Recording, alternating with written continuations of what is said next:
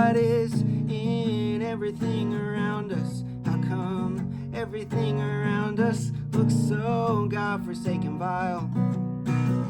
If he made the world, well, I guess the old man cut corners. If there ever was a corner looking down upon a child, but that ain't love up above.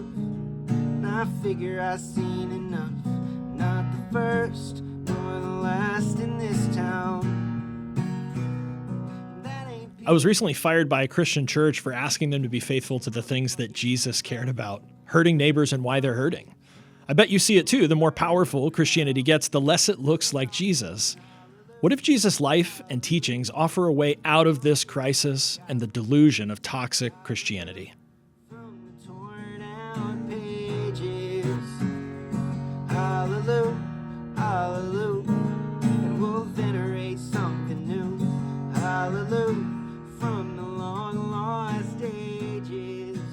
Sinners and saints, ises and ain'ts, friends beyond the binary, welcome to the Jesus After Christianity podcast. I'm Reverend Ben Collins. This show is not anti-church, it's pro-person. It's a working draft and a field guide for practicing the way of Jesus in a world complicated by dysfunctional Christianity. It's obsessed with purity and belief, with power and wealth. I'm host Ben Collins. With me are my wife, Jo, and my friend Fred. We're going to talk to them in just a minute. Has it felt to you, has it felt to anyone else like the world may be coming to an end? And somehow Christianity isn't saving the day. It's actually the evil genius behind the curtain, or maybe just in the boardroom nodding along, making its money. Cultural Christianity seems stronger than ever, financially, politically, vocally, but somehow clearly further from the life and the teachings of Jesus than when we started. What if Christianity is actually the biggest threat to Jesus, to the ongoing practice of the way of Jesus? What if the institution that owns the brand and has all the power and all the money has come to look very little like the Jesus that it claims to worship, in whose name it so often oppresses, shames, excludes? We're here looking for the way of Jesus. We're looking for a way out of that Christianity. We're looking for Jesus after Christianity, and I'm really glad you're with us.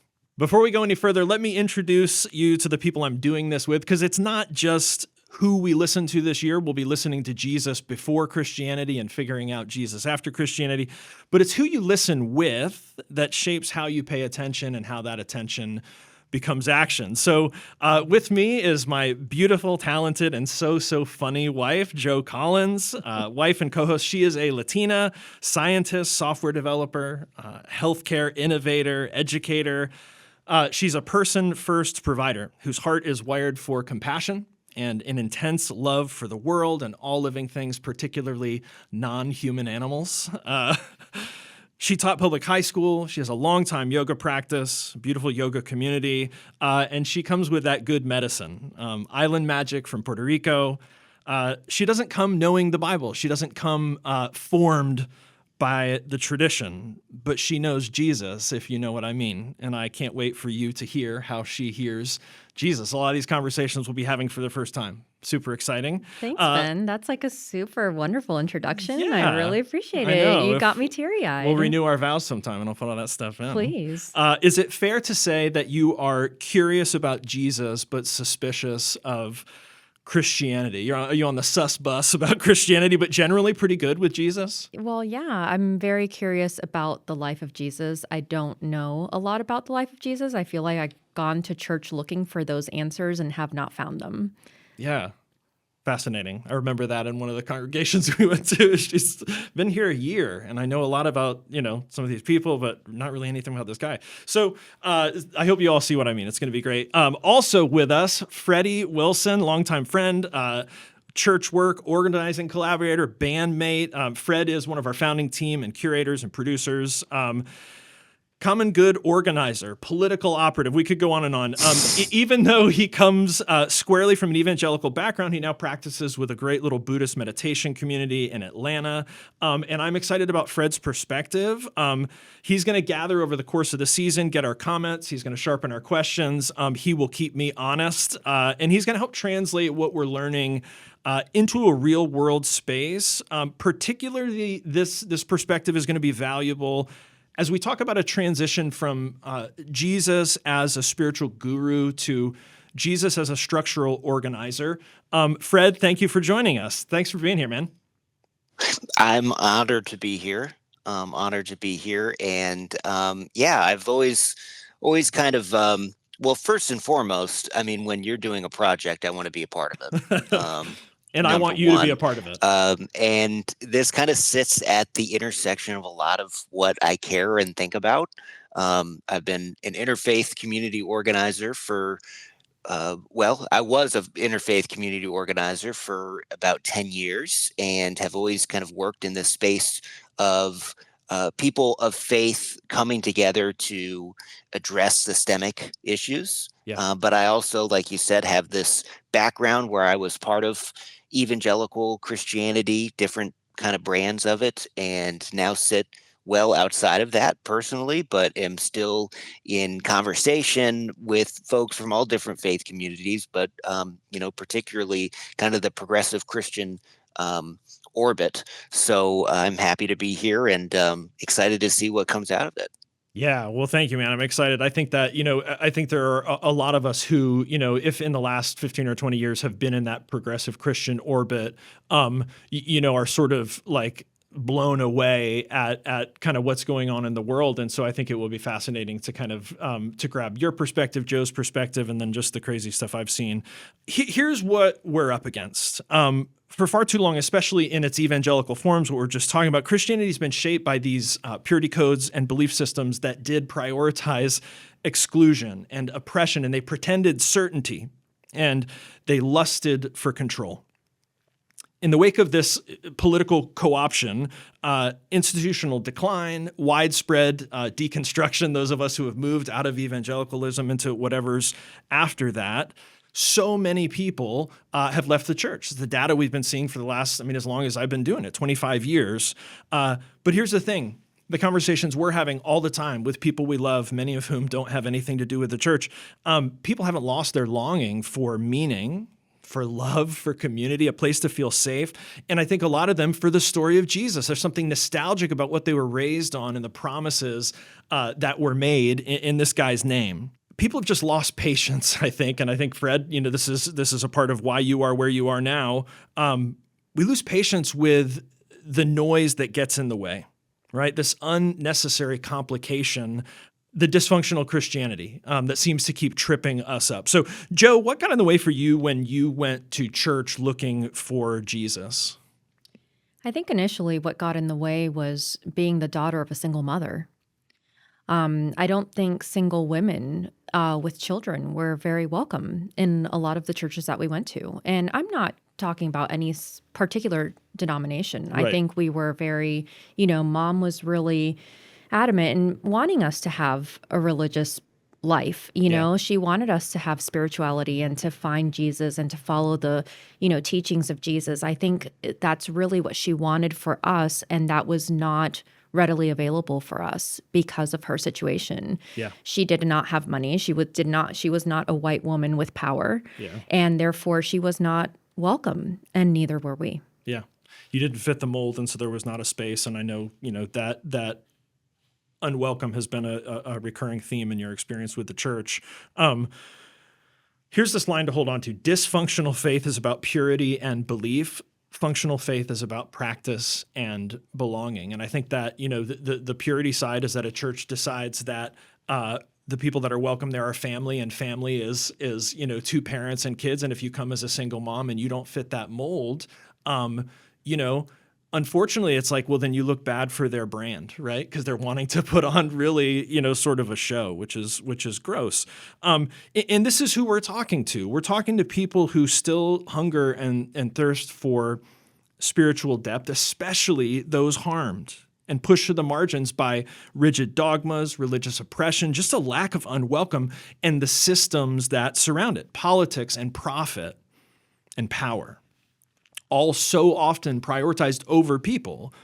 And so if you're here and you're angry and you've got questions and you have an ache for something real, that's welcome here. You're welcome here. Absolutely. And if you're in a church still, like my mom, who's heart is breaking as she sees the gap increase between Jesus and what Christianity is becoming. And you feel it and you're uncomfortable. Let this be a simple return, and just stick with us and see what happens. If you're here looking for something communal, looking for something transcendent, that's that's not a shallow thing. That's not a weird thing. That's a uniquely human thing, and we're all kind of figuring it out together. Yeah, absolutely. Absolutely. So yeah, the show is for you. And here's the thing, and this was such a twist for me, and I think this will be the twist for the season I'll give away in the first episode. What we're going to learn from Jesus is that the peace that you are seeking, the belonging that you're craving, the transformation that you know you need, not because someone else told you, but because you know you need it, it doesn't come from private spirituality. It doesn't come just from better self-talk. It flows from practiced solidarity with people who are suffering. The personal healing you want comes through the structural practices that Jesus used: economic sharing, barrier crossing, standing with people being crushed by systems. Jesus wasn't offering therapy, and that's been big the last 30 years. When I was in seminary, they talked about moralistic therapeutic deism, right? Jesus isn't here offering therapy. He's practicing an alternative way of being human together. And the people around him, they experienced both things at once, right? Personal transformation and I would say because of, structural change. Joe, how does that sound so far? What are you hearing?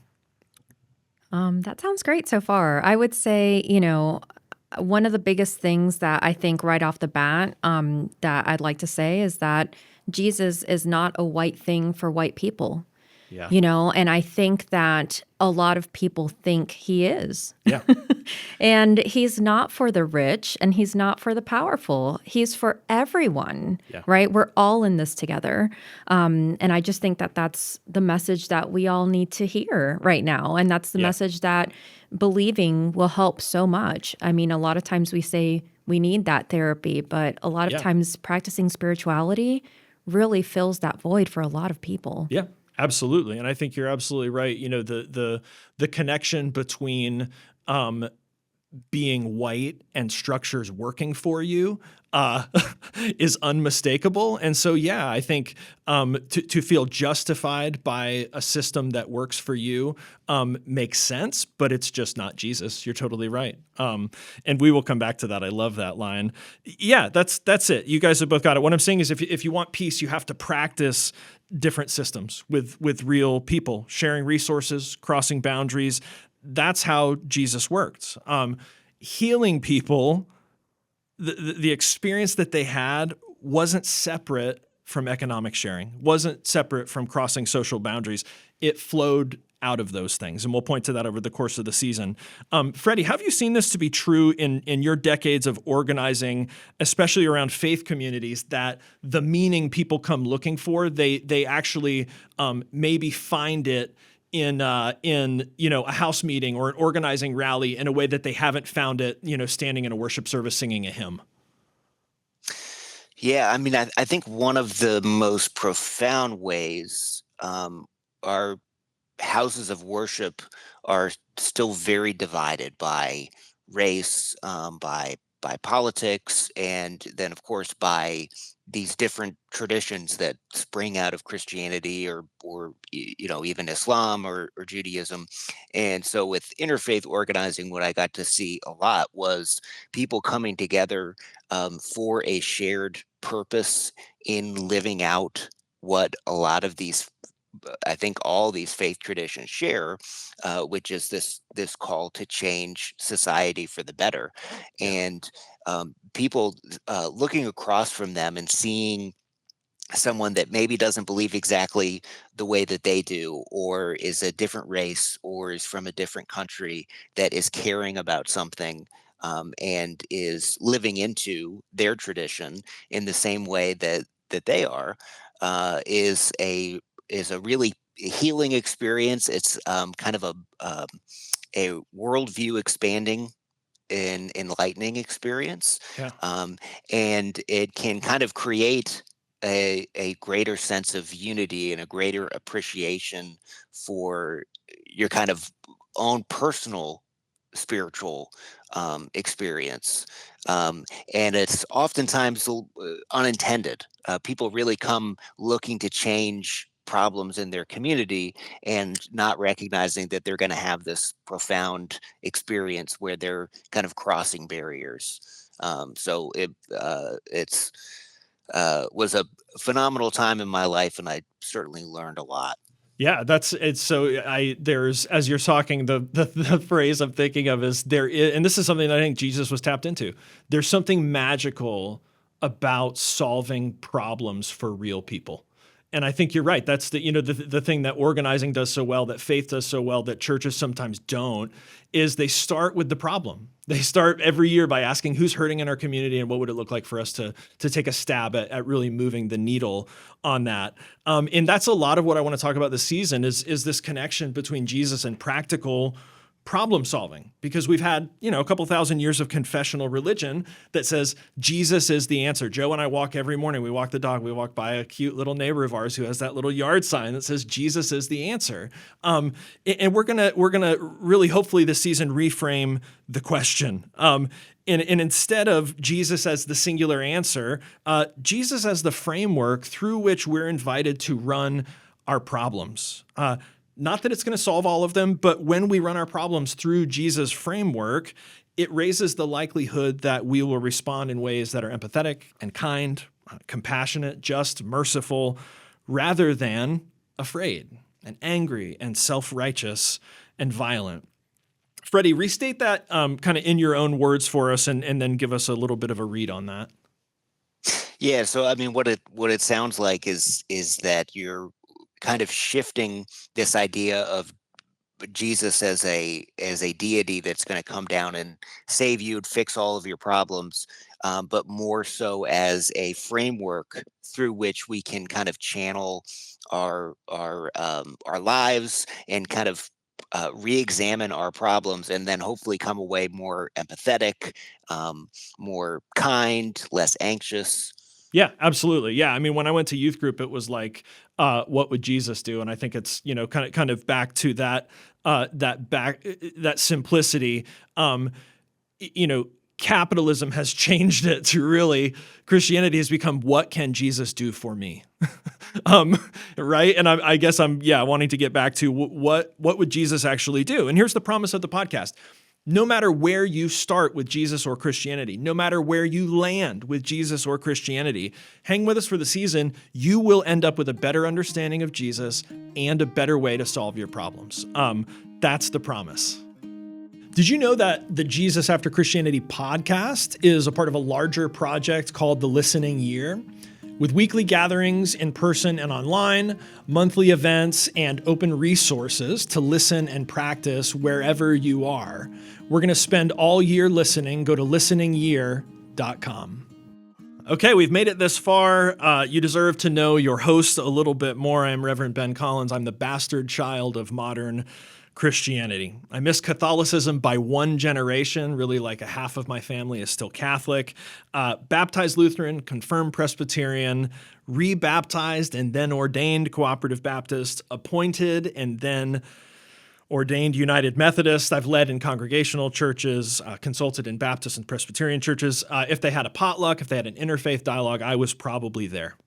I gave my life and my first career to Christianity. I hoped and I prayed for better than this. But after I pulled levers in multiple denominations and structures over a few decades, I really don't see paths to change that are fast enough to matter. I think the crisis we're in will outpace denominational change. I founded ministries, I planted churches, I consulted. I mentioned I was recently fired by a church for pushing this dangerous welcome, right? The thing that Joe was looking for when she came to church, unconditional belonging, transformative love. It's insane to me that that's the rebellion. It's insane to me that now that's the fringe. Well, you started a little bit closer, kind of like my story. You started evangelical, right? Yeah. So like, like I mentioned, getting baptized Lutheran. I think my mom worked at a Lutheran preschool, but like didn't have church really up until middle school. And then I have an older and younger brother. So my parents, I think, started, thinking like we should get some morals. And so we got into the youth group thing and yeah, got into that in high school. The conversion, altar call, walk down the aisle, summer camp. I probably got saved 3 times.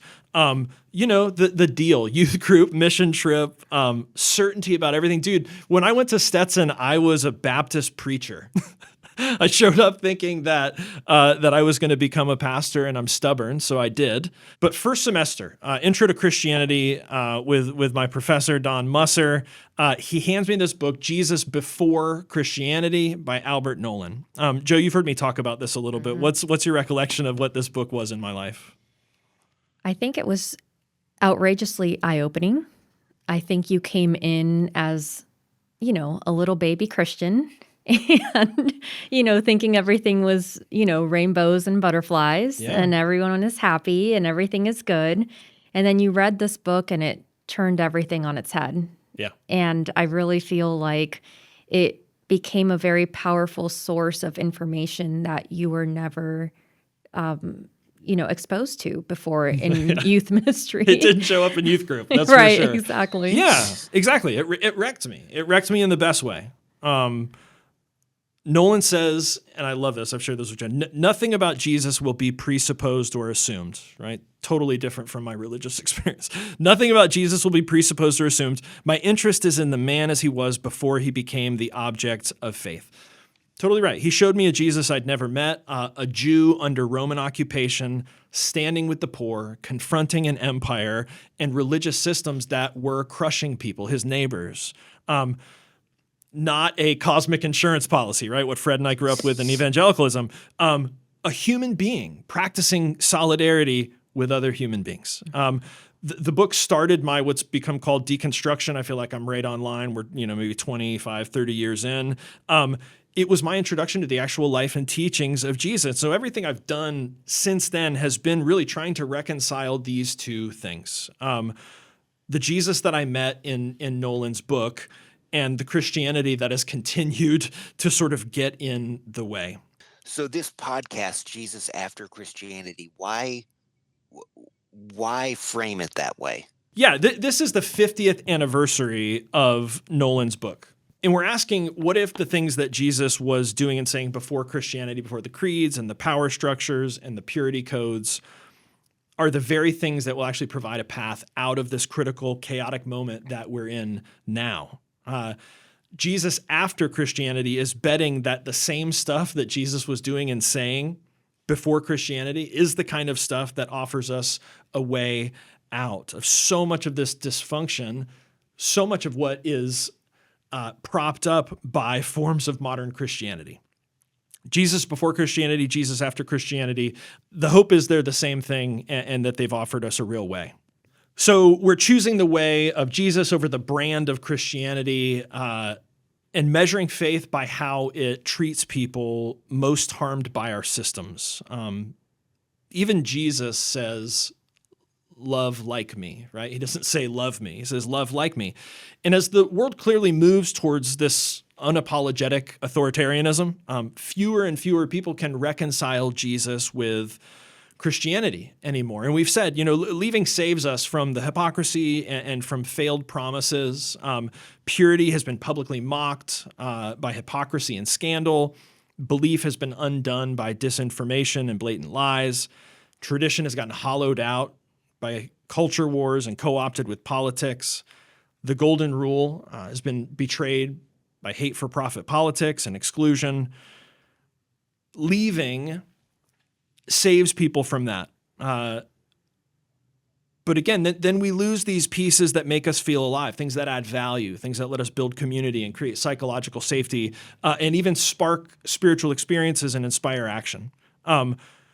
Freddie, assuming people left for the right reason, exclusion, hate, exploitation, injustice, what are the things that you think they are mourning when they leave the church? I mean, I think what you said, that sense of community is probably the biggest one. Kind of the social organizing place Yeah. where people go when they have a crisis in their life. I can think of times, when I was a kid, where something would happen, and that's where we would go. That's where we would turn. Yeah. So I think that's the biggest one, and then also just being able to hear, good moral teachings, being able to feel like you can turn to something in a time of crisis and kind of hang your hat on a certain metaphysical belief about why bad things happen, or Yeah. um, that can be very comforting. Yeah. So I think people are in a kind of this liminal state where we're still wanting some of those things that church offered, Yeah. but as you said, not willing to sacrifice, or not willing to kind of endure some of the harm Yeah. that church so often brings into people's lives. Yeah. Ooh, those words are tough. To sacrifice, to endure. Yeah. To pay the price of admission for community with some toxic ideology. So I mentioned I was recently fired by a church, which meant I was employed there. Joe saw the writing on the wall a little sooner than I did. Joe, you left the church recently. Mhm. And the reasons you left and why I'm not there are very clear. But there were some things that you loved that you missed. Tell us a little bit about that. Yeah, absolutely. I think that going to a church that's open and inclusive allows you to meet people that you would otherwise not meet. Yeah. We had a lot of homeless people who came to our church, and I loved the opportunity to be able to help them. Yeah. I think that, and it's not that I don't do that in my everyday life, but I feel like if you have a place where people are literally coming for help, it's such a great opportunity to connect. Yeah.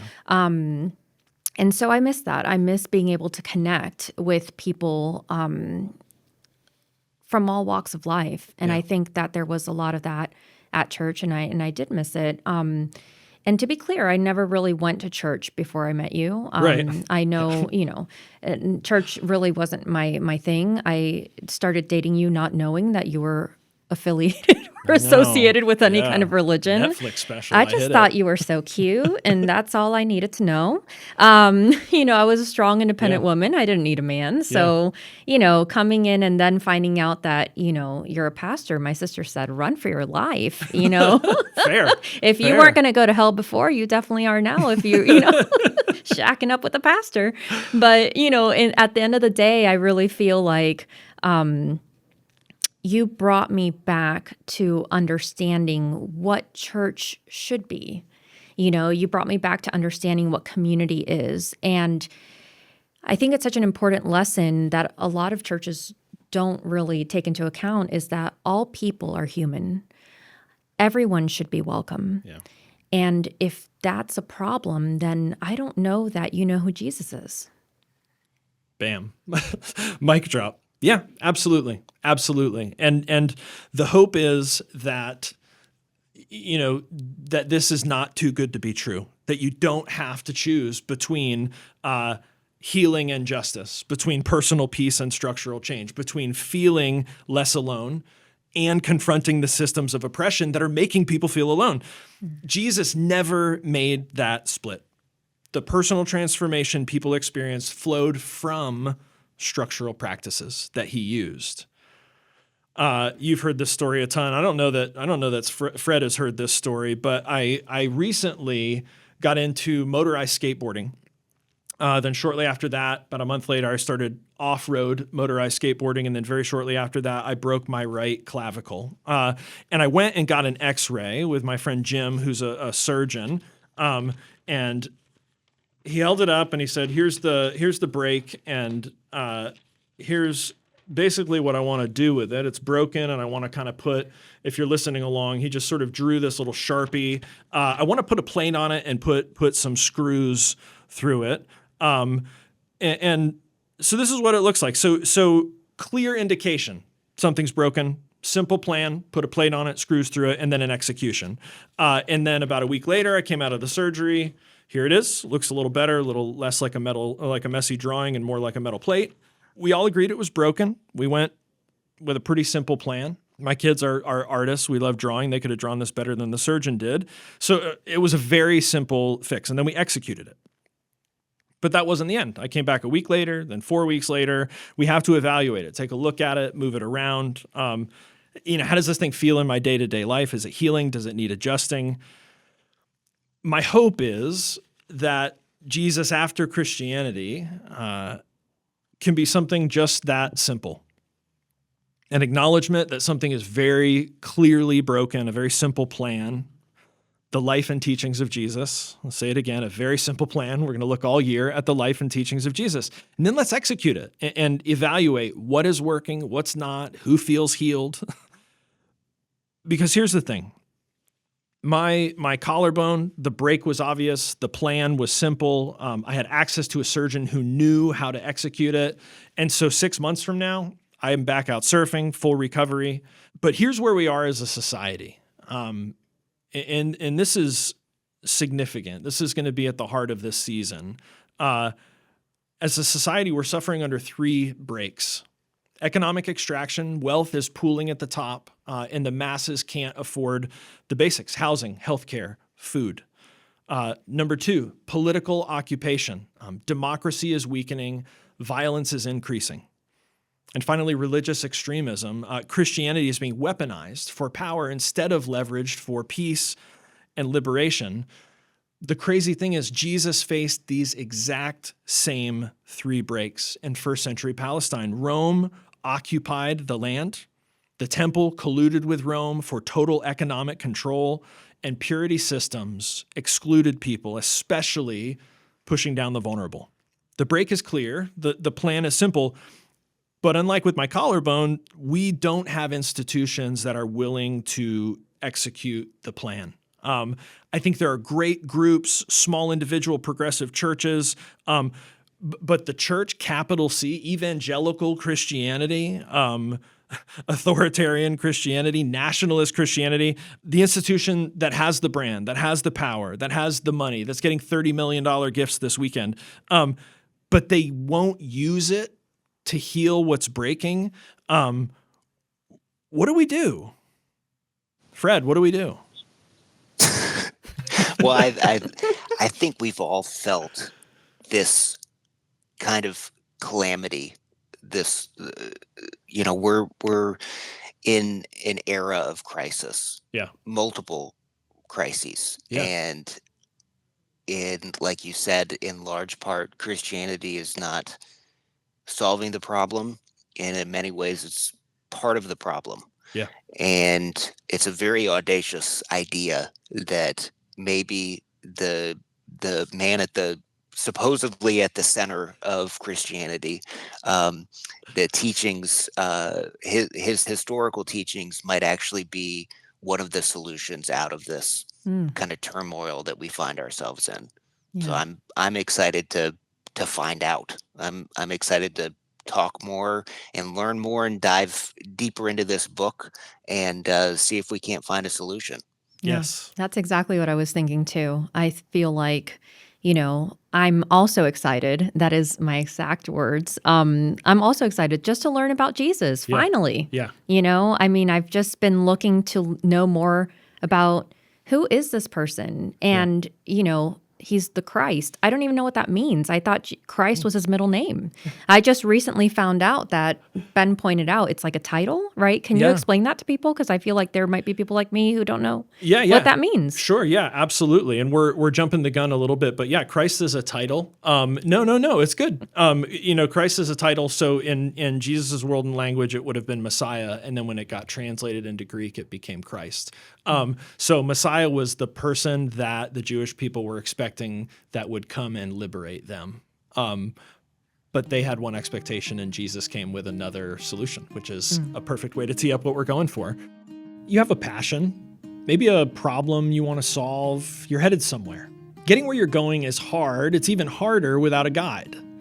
Whatever your passion or profit margin, Promised Land Partners is a boutique consulting firm that helps you get where you're going with guidance and solutions on the path to your promise. You can check it out at promisedlandpartners.com. With practical tools like the Activator Launchpad, Tribe Builder, and Financial Positioning System, you can take an important next step on your path. Go to promisedlandpartners.com to get started. Again, that's promisedlandpartners.com. And we're going to dive in now to Nolan's teaching. We're going to start with the introduction. And the book that changed everything for me 25 years ago, Jesus Before Christianity, we're going to spend the year in this book. It's the 50th anniversary. And we're asking, what if the same stuff Jesus was doing and saying before Christianity is exactly what offers us a way out of this dysfunctional Christianity that we're drowning in now? The opening line of this book is worth the whole book. I've probably read this out loud to so many people in the last year, I can't even count. He says this: "This book has an urgent and practical purpose. I'm concerned about people, the daily sufferings of so many millions of people, and the prospect of much greater suffering in the near future. My purpose is to find out what can be done about it." So yeah, you teed it up, Fred. Exactly. We're here because what's available to us is not working, and we need something different. And we've said this guy's at the center of the Western world. Let's figure out what he has to say about how we can make a way out. That's our compass. Not Jesus as a museum piece, not Jesus as a brand hero, not Jesus as the object of faith or worship. Jesus as a living measure of compassion, of moral courage, of measurable repair. And this is Nolan's method. He says, if you want to meet Jesus, honestly, you don't do it with by starting with the creeds and the systems and the church fights. He says you start with this man in history, a Jew among the poor, under occupation, inside this purity, honor, shame, culture, and system. And he says you best understand Jesus by starting with the suffering of real people now. That's how you understand the urgency of this message. So I do want to say huge thanks again to Orbis Books. They've been tending Nolan's legacy for 50 years. We're going to collaborate with them next year in 2026. I guess that's this year by the time this comes out. So we're honored to carry this forward slowly, publicly, together. I just want to ask, Yeah. why does starting before Christianity, how is that going to change the way that we move throughout the year and the way that we kind of understand this? Yeah, great question. I would say because by the time you get to Christianity, we'll talk about church history a little bit later in the season. By the time you get to Christianity, really what you're saying is you're making assumptions of power. And Jesus before Christianity puts people's suffering and Jesus' response to people's suffering in front of any of our labels, in front of our needs. Even in front of himself. In front of himself. Right. Absolutely. I mean, that's the whole deal. Biggest Self-sacrifice. thing. Yes, that's the biggest thing is that who was Jesus before Christianity? He was a man that wanted to help people. Yep. Absolutely. And if the text doesn't point to that, doesn't point to repair, then we've misread the text. That's the filter. So let me just help us. I'm gonna set us up here with a couple kind of contextual points, and then we're gonna dive into a few kind of summary points, and we'll unpack them for the season. So the first thing we need to be clear about is that Jesus' historical moment was different from the guys that wrote about him that later show up in our Bible, right? So the Gospels are written 40 to 70 years after Jesus, and so this is after the destruction of Jerusalem in 70 CE. So Jesus is warning, Jesus is urgent. By the time the people write about him, the moment has kind of passed. So understanding that gap allows us to hear Jesus on his own terms. We'll talk more about that. We already shared Jesus lived in a time of impending catastrophe. We talked about what that means. We'll get into it a lot more, especially next week. We've talked about the fact that our crisis very closely mirrors his. Systemic breakdown, climate collapse, wealth extraction, this rising authoritarianism, mass suffering. I bring it up because the question then has to echo the same. And this is Jesus' call. Will we practice an alternative, or will we allow the system to destroy us? And into that world, into this crisis, here are the things that we keep seeing and hearing in Jesus' work and words, the things he's doing and saying. The first is this: restoring people. I'll give you all three. So he's restoring people, he's sharing, and he's confronting. Restoring people. compassion. We're going to talk about this more, I think, in a couple weeks. Compassion for Jesus is not sentiment. It's a motive force that moves him towards people. It reorders things. If compassion doesn't move time and money, it's just marketing. Eating with the excluded. That's one of the things Jesus did. It broke people out of isolation. Healing was a repair that was social, physical, spiritual, economic, reintegrating people who were excluded, restoring them. Touching people who were untouchable, restored their dignity.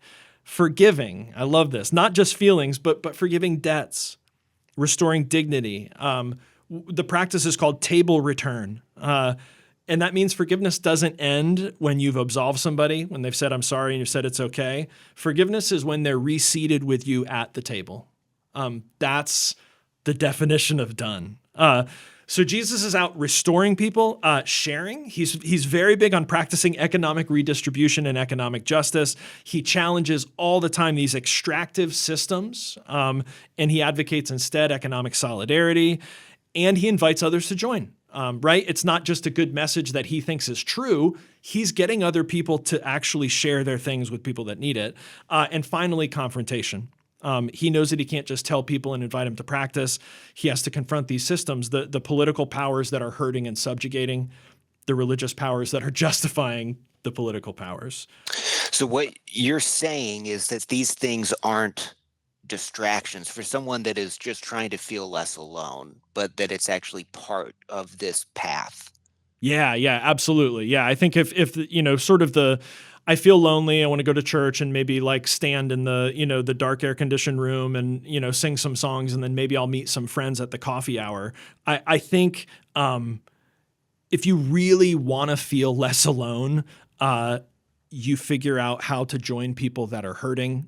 You figure out how to share with people that are hurting. And maybe you're hurting and you need to go to a community where people can be compassionate with you, right? Because it's for everyone. So yeah, you want less alone. I mean, think about it. You want less alone. You share a meal across class lines. Joe does this. You want peace. You practice economic solidarity. You want healing. Stand with people who are being crushed, work for their dignity. The transformation happens in the practice. The coming out of isolation happens in sharing the practice with other people.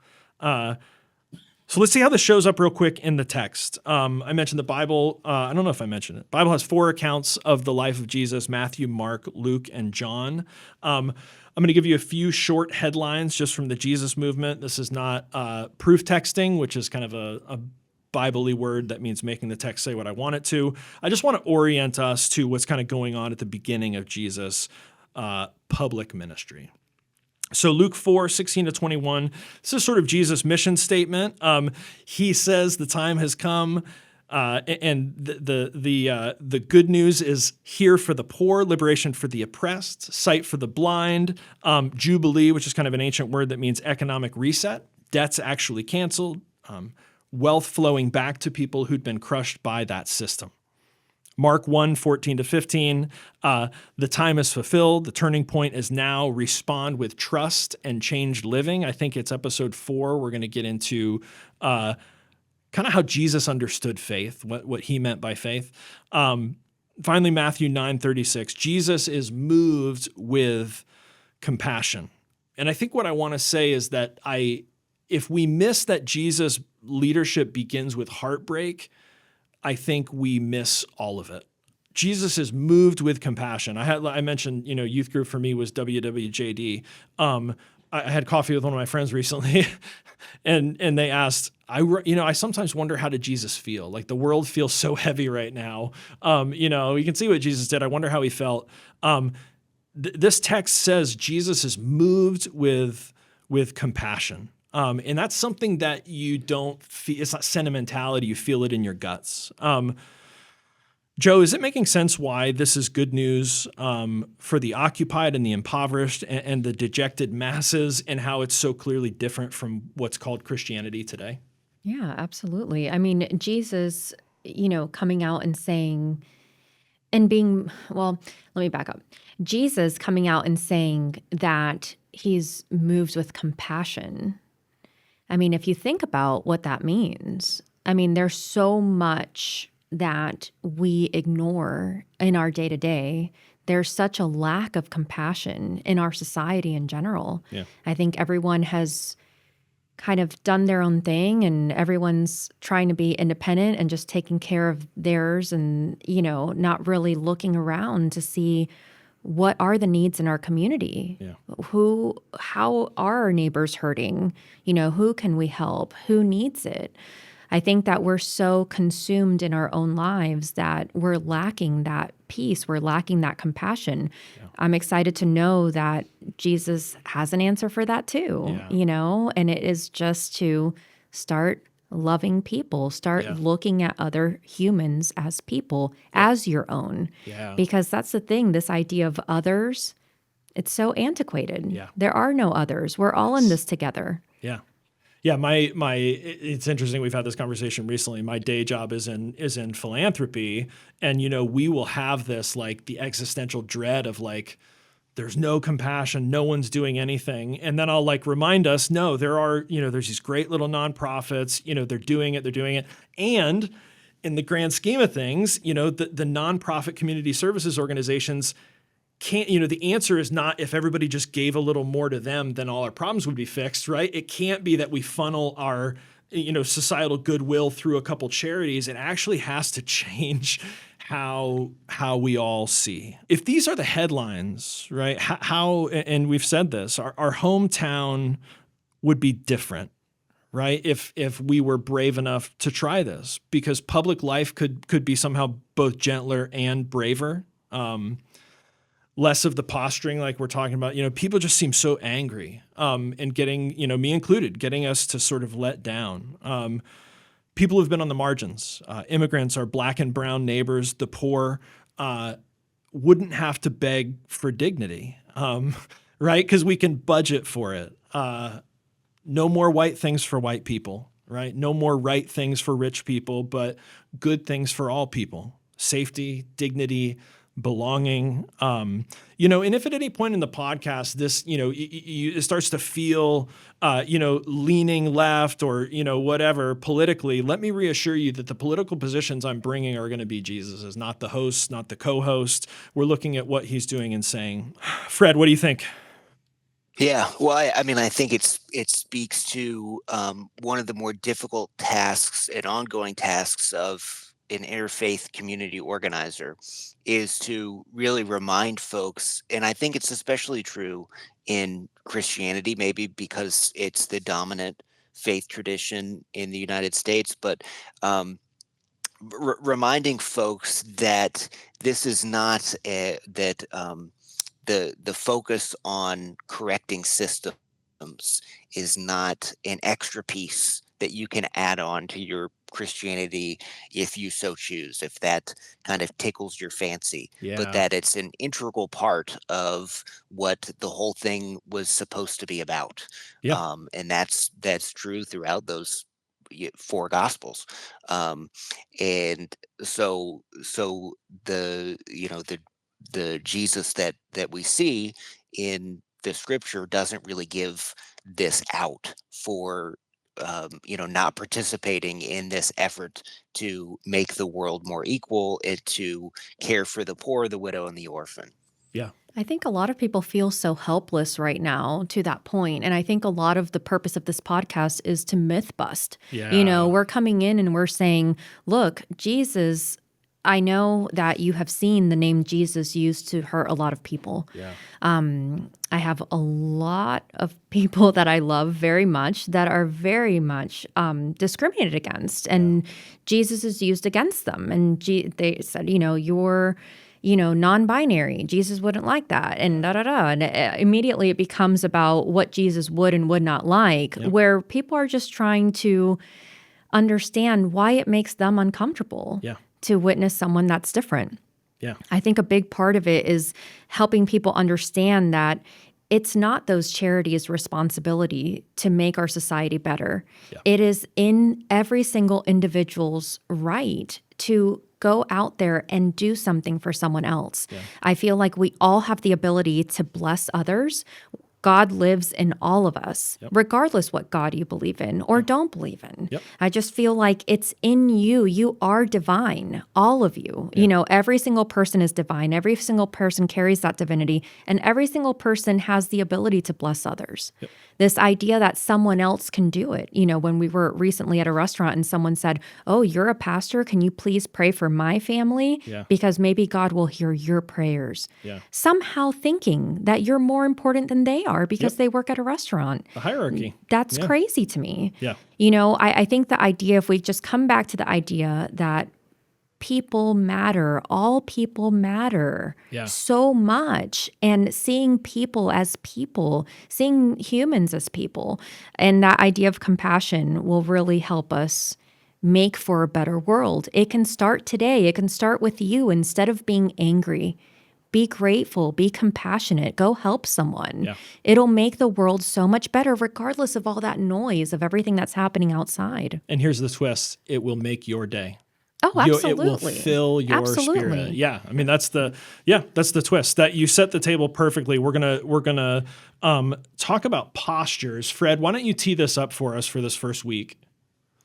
Sure. So what we're going to do is we're going to compile some of the comments and questions that we get from you, the listeners, as they come in, because we're recording some of these episodes prior to hearing from you. I'm going to first pose some of the questions that have come up over my career, over Ben's career, and one of the big ones has to do with one of the big things that I've taken, Ben, from your teaching is this shifting from the divinity of Jesus, or the idea of kind of deifying the man, to kind of shifting that perspective, flipping it, and focusing on the humanity of God. And I'm just curious what that means to you, kind of the importance of that in this project. Yeah. Interestingly, I think this, sometimes the church really gets it right. I think this started with me actually in youth group. They told me that Jesus was Emmanuel. That's the ancient biblical language for God with us. They talked about incarnation, this fancy biblical word that means God in human flesh.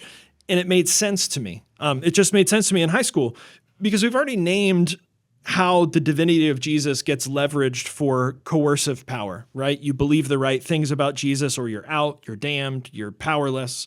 The posture we're choosing is the humanity of God, God with us in Jesus. That, for me, reframes everything. It's not an argument about metaphysical status. It's about whether or not you practice compassion, presence, and repair. And it seems for me, and you guys can make your own assessment. We'll look at the Gospels this season.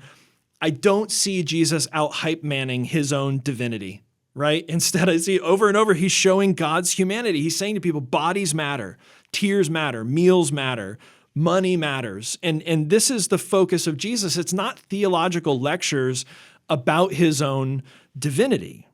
It's less thunder from heaven and more, honestly, tenderness. It feels like Jesus' divinity is frequently kind of leveraged to obtain power, but it's usually for someone else's benefit. And I think the humanity of God is the other way around. It's I think what you do so naturally, Joe. It's setting aside all of the status just to relate with somebody, or to feel with someone that needs to feel something. To nod along, to cry together, right? You did this with me the other week when I was feeling it and crying, and you can come and cry with me.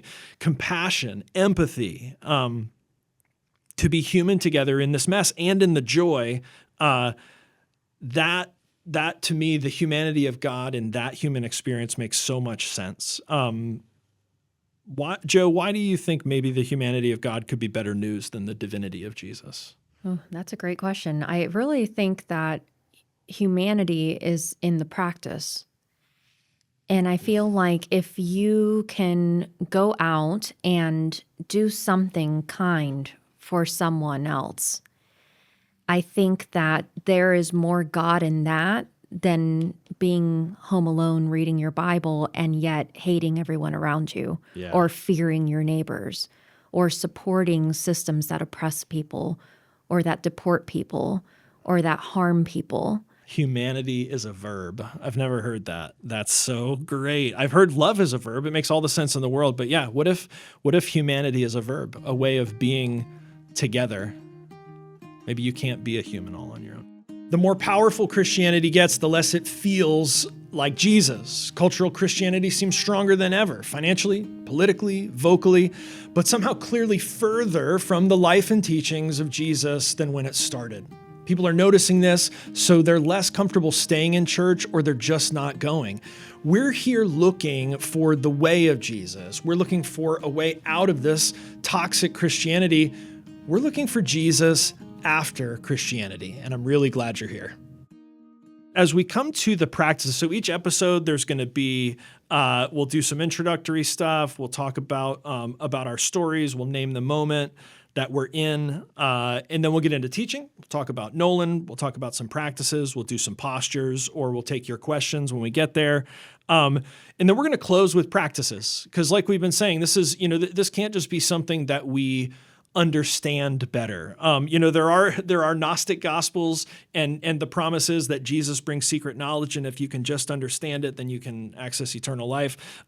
That's not what we're doing. We're here believing Jesus' gospel, that we can change the way we live, and maybe it can actually rescue us and give us that meaning in the life that we want. So as we come to the practices for the first week, I do have some good news. It's not easy news, but it is good news. If you came here looking for community or for healing or for some kind of peace, you can find it, but it doesn't come by skipping over the hard stuff. You find it in the practices that repair what's broken. And I want to start on the first episode and acknowledge that can sound exhausting. Compassion fatigue is a real thing. I want to say, though, that I think it's the opposite of exhausting when you do it together. And I think that's the whole point. Jesus didn't send people off to be better individuals. You can't find it in the Gospels. He gathered people into alternative communities, invited them to practice an alternative way, share meals, share resources, care for one another. And oddly enough, that's where the healing happened. So Fred, how have you seen this work that could be grueling, literally physically exhausting, or organizing work also be the source of like energy and buoyancy? Yeah. So what we would do is have these meetings where folks would come from these different congregations and share what they're going through in their life. What is the source of their anxiety and despair and suffering? So it could be anything from someone experiencing drug addiction in their family, their son, their father, trapped in the cycle of addiction. It could be the anxiety around paying their bills, and it was exhausting being in some of those rooms to hear just the immensity of what people were dealing with. But what was energizing, I think, ultimately, is the recognition that we're all suffering many times quietly, and hearing that you're not alone, and realizing that if we work together, we could actually do something to solve some of these problems. That's really where the energy came. I think recognizing yourself and other people, and then recognizing the power in that. Yeah. Beautiful. Yeah, absolutely. And I think about the people that we organized with, and how, speaking of white things for white people, I tend to see the white churches who are newer to justice work and organizing get tired quicker. And I think you see these black churches and communities that have hundreds of years of resilience, who sing through suffering. And it's powerful. And I think they, in a sense, they have access to some more of that goodness because they have done that solidarity and that work longer. Joe, what do you think? I also think that the gratitude is more present. Sure. Different cultures have different levels of gratitude that we are brought up with. Yeah. Some people are brought up with, dare I say, privilege. Other people, such as myself, we struggled growing up. Childhood was not necessarily fun. It was a struggle a lot of times. And I feel like a lot of us share that in common, regardless of your culture. I feel like everyone, like to your point, Freddie, I really feel like people just are suffering silently, and they have a lot of everything from childhood trauma all the way up to what's happening in their day to day. Yeah. I feel it's so easy to ask someone, how are you doing? And people to just look at you and go, I'm all right. Yeah. Or I've been better. And that's the end of that conversation. Yeah. In my opinion, that's the beginning of that conversation. Yep.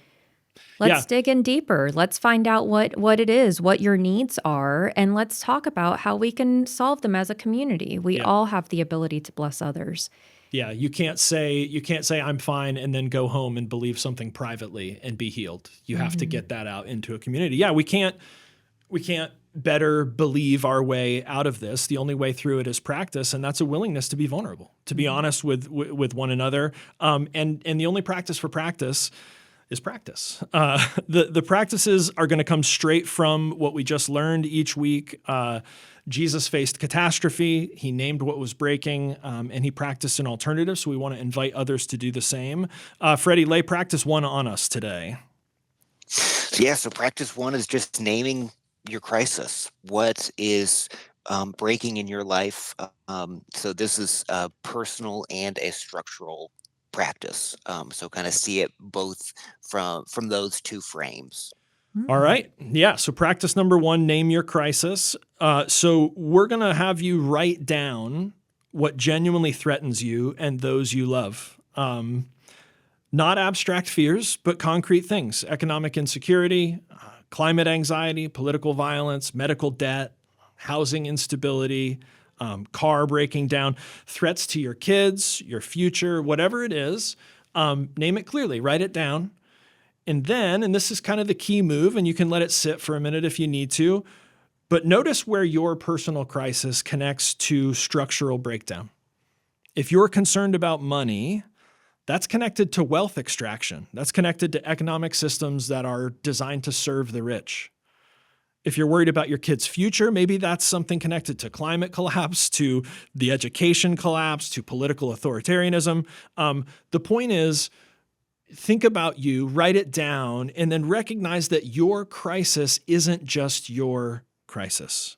It is woven into a larger catastrophe that we're all facing.